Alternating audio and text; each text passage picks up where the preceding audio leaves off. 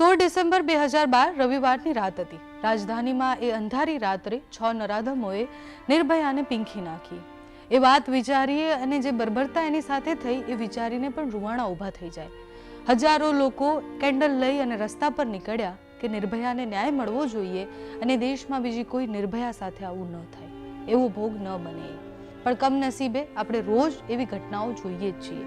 બળાત્કારના જે કિસ્સા સામે આવે છે એ વધારે ને વધારે ક્રૂર થતા જાય છે। આજે જસદણના આટકોટમાં દિલ્હીમાં બનેલી નિર્ભયા જેવી જ ઘટના બની। એક શ્રમિક પરિવારની 7 વર્ષની બાળકી સાથે દુષ્કર્મનો પ્રયાસ કરવામાં આવ્યો અને પછી એક ક્રૂર માણસે એના ગુપ્તાંગમાં સળિયો નાખી દીધો। નમસ્કાર, આપની સાથે હું છું પાયલ।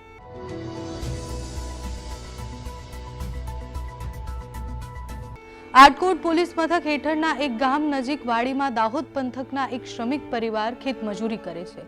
8 તારીખે પરિવાર વાડીમાં કામ કરતો હતો ત્યારે તેમની 6 વર્ષ અને 8 મહિનાની બાળકી ત્યાં રમી રહી હતી। આ દરમિયાન એક અજાણ્યા શખ્સે બાળકીને ઉપાડી અને તેની સાથે અત્યાચાર ગુજાર્યો।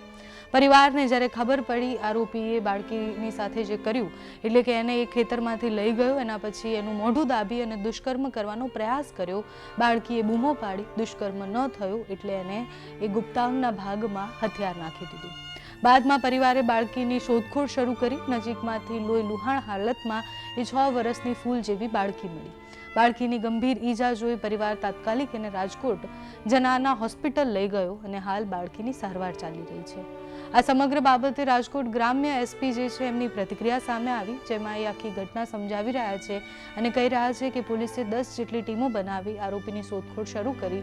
100 જેટલા લોકોની પૂછપરછ કરવામાં આવી અને 10 જેટલા લોકોને એની સામે એક્શન લઈ અને પછી ફરિયાદ પણ નોંધવામાં આવી છે। અત્યારે જે આરોપી છે એની ધરપકડ પણ કરી દેવામાં આવી છે। આરોપી 30 વર્ષીય રામસિંહ તેરજણસિંહ છે, જેની ધરપકડ પોલીસે કરી છે। તો પોલીસે કેવી રીતના આખું કોયડું ઉકેલ્યું એ સાંભળો પહેલા।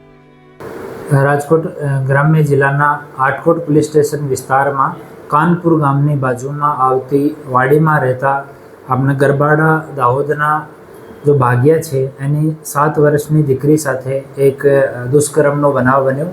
પોલીસના ધ્યાનમાં આવતા દીકરીની સારવાર માટે પોલીસની મદદથી દીકરીને જનાના હોસ્પિટલ રાજકોટમાં એડમિટ કરવામાં આવી અને તુરંત 10 જેટલી ટીમ બનાવીને આમાં કાનપુર અને આજુબાજુના વિસ્તારમાં આરોપીની શોધખોળ કરવા માટે ટીમની નિમણૂક કરવામાં આવી।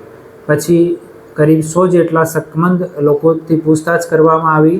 આજુબાજુના ગામડાના સીસીટીવી ચેક કરવામાં આવ્યા, ડમ્પ એનાલિસિસ કરવામાં આવ્યો અને ઝીરોઈંગ કરતાં પછી 10 જેટલા આરોપી બચ્યા આમાંથી। તો 10 જેટલા આરોપીઓનો ફોટો એક ચાઇલ્ડ કાઉન્સલર અને અમારી જો મહિલા પોલીસકર્મી છે એની મદદથી અને ડૉક્ટર્સની મદદથી જો દીકરી છે ભોગ બનનાર એની સાથે શેર કરવામાં આવી અને દીકરી આઈડેન્ટિફાઈ કરી પછી સખ્તીથી પૂછતાછ કરવામાં આવી। તો આરોપી કબૂલ કર્યો છે કે 4 તારીખના રોજ બપોરમાં 11 વાગ્યાની આજુબાજુ પોતાનો ખેતરમાં હતો। આરોપી પણ અહીંયા ભાગ્યો છે, કરીબ 30 વર્ષની ઉંમરનો છે ને આ ખેતની બાજુમાં આવતો હતો ત્યારે ત્યાં દીકરીને જોઈ અને એની નિયત ખરાબ થઈ અને દીકરીને પાણીની ટાંકીની પાછળ લઈ ગયેલ અને ત્યાં દુષ્કર્મ કરવાનો પ્રયાસ કર્યો। દુષ્કર્મમાં નિષ્ફળ થતાં અને થોડો ગુસ્સો આવ્યો અને ત્યાં એક સરિયો કરીબ 1 ફીટનો એક સરિયો હતો। આ સરિયાથી બચ્ચીના પ્રાઇવેટ પાર્ટમાં આ ઇન્જરી કરી એવો કબૂલ કરી છે।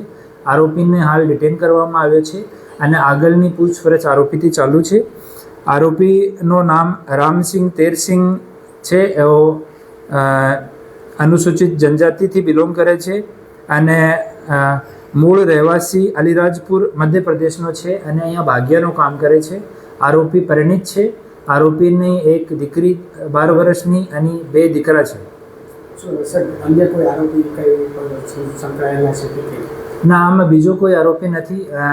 દીકરી સાથે આપણી ભોગ બનનાર છે એના સાથે પણ પૂછતાછ થઈ કે એક જ હતો અને રાજ્યમાં સતત બનતી આ ઘટનાઓ ખૂબ ડરામણી છે। હજુ આજે જ બોટાદથી સમાચાર આવ્યા કે 70 વર્ષના એક નરાધમે એક 14 વર્ષની માસૂમ સગીરા સાથે દુષ્કર્મ આચર્યું। સગીરાને પેટમાં દુખાવો ઉપડ્યો અને પછી આખી ઘટના ખબર પડી એ હોસ્પિટલમાં એક કિશોરીએ બાળકને જન્મ આપ્યો। તમે વિચારો કે 70 વર્ષનો માણસ, 30 વર્ષનો માણસ અને એ અવસ્થામાં પહોંચેલો માણસ, જેમાં એને એવું કહેવાય કે પરિપક્વ થઈ ગયો હશે, એ નાની નાની બાળકીઓને પીંખી નાખે છે. આવા અઢળક સવાલો મગજમાં ચાલતા હોય જ્યારે આવી ઘટના સામે આવે.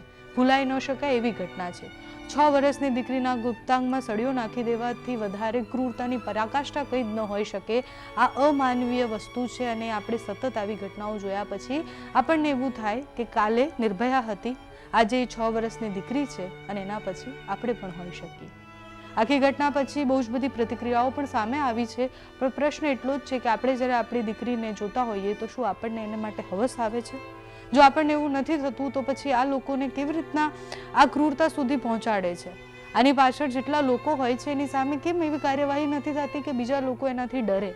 કેમ એ બધી જ ઘટનાઓ, એટલે દાહોદમાં એક છોકરી સ્કૂલે જાય છે, પહેલા ધોરણમાં ભણતી છોકરી સાથે શિક્ષક અમાનવીય વર્તન કરે છે, એ છોકરીનું મૃત્યુ થઈ જાય છે અને છતાં આપણે હજુ એ જ જીવનમાં જીવી રહ્યા છીએ. 2 દિવસ આપણે વાતો કરીશું, પછી ભૂલી જશું અને પછી આપણા ઘર સુધી જ્યાં સુધી આ ન આવે ત્યાં સુધી આપણને એ આંખો ઉઘડતી જ નથી.